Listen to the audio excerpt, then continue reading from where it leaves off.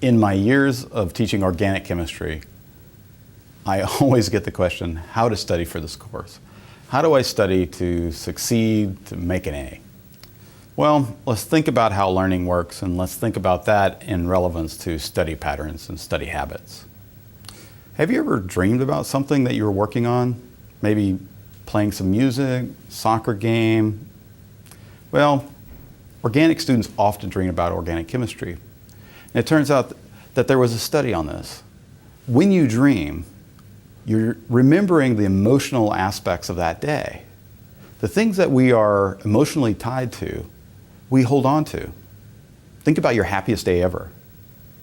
Think about your saddest. Do you remember it? You do.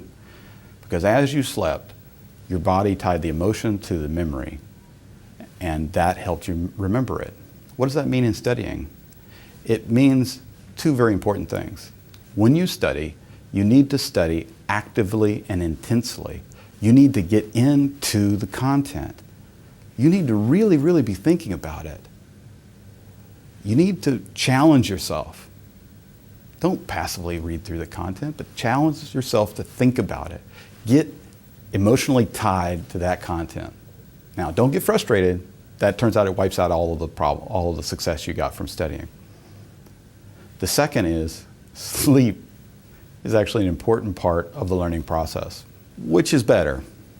A little bit of time every day or a lot of time right before the test? Well, think about what we just talked about and think about how learning works. Learning is a process. Sleeping helps you remember things that you feel are important. So therefore, studying a little bit every day, enough to be intense, 30 minutes to an hour, is more important than studying all day before the test.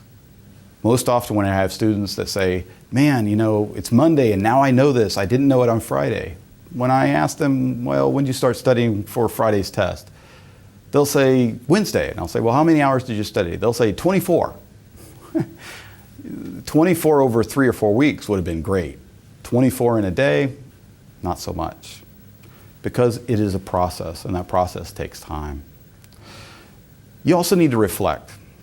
Reflect on two things. The first is most faculty understand that they have a limited amount of time with you. Therefore, they're very careful about picking the assignments. Those that are for grades and those that are not for grades. Your reading assignments and your practice problems, they were chosen for a reason. Think about why the faculty member would have chose that problem. Often we'll have problems that'll have A through H. I won't pick all A through H. I'll pick A, B, E, F. Why? There's something about each one of those problems that goes back to the learning objectives in that section. Use that as a guide. Second, think about your learning and reflect on how you are learning. You most likely have a pattern of study that you developed over years. If you come into my class and the first quiz you don't do so well, you need to think about how you prepared for that and how you thought about that quiz. If you don't adapt, adjust, you're just going to do the same thing, and the same thing will result in the same result. So therefore, you need to reflect on how you're studying. Last part is studying is something that we should start by trying to learn it ourselves, working with a group, and then if we need help, go get help. When I started college, I was lucky enough to start a study group in general chemistry. First day, we developed the group. Had rules. We're going to meet every Sunday, and you had to have tried the practice problems before you got there. Like you, I didn't know learning theory, and I didn't even know that we were doing something really great. We had accountability that before we could come, we had to independently try and learn the information. Nobody got left out because they couldn't finish it. It was just you had to try it. Then we would spend 2 hours on Sunday together working through it to make sure everybody understood what was going on. And if there was something we just couldn't get, Monday morning, we went to the professor, asked him what's going on. So if we think about studying, more often for a short amount of time is better than less often for an extended amount of time. You need to reflect.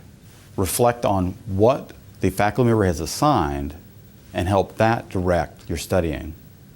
Reflect on how you did on the last assessment. If you didn't do well, evaluate your study habits and think about how you can modify. If you need help, ask somebody for help. And lastly, go through the process of independent, interdependent, and if necessary, dependent, so that you can develop the most in-depth understanding you can so you can master this material.